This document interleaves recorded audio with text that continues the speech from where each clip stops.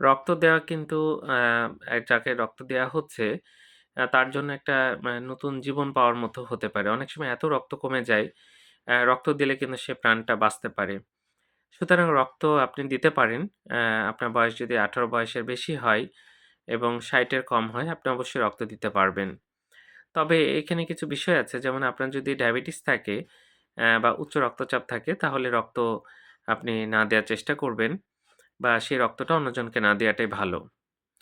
তারপরে দেখা যায় যে অনেকের জ্বর আসে। খুব বেশি জ্বর থাকলে সেই রক্ত না দেয়াই ভালো সেই সময়। অনেকে অ্যান্টিবায়োটিক খান এবং অ্যান্টিবায়োটিক কোর্স শেষ হওয়ার ১৪ দিন পরে আপনি রক্ত দিতে পারবেন। কেউ আবার স্টেরয়েড জাতীয় ওষুধ খান। তারা যারা খাচ্ছেন তারা কিন্তু অন্যকে রক্ত দিতে পারবেন না।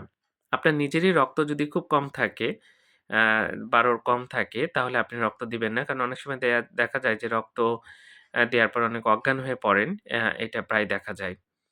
এছাড়া আপনার যদি কোনো অসুস্থতা থাকে, শারীরিক অসুস্থতা, সে সময় রক্ত না দেয়াই ভালো। শরীরে যদি কোনো ক্যান্সার থাকে, তাহলে আপনি রক্ত দিবেন না। তো যাই হোক, এই নিয়মগুলো মেনে চলবেন এবং এখন বর্তমানে অনেকে রক্ত দিচ্ছেন। অনেক সংগঠন আছে যাদেরকে রিকোয়েস্ট করলে রক্ত দেয়।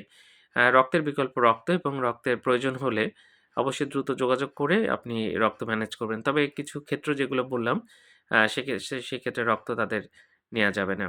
ধন্যবাদ সবাইকে।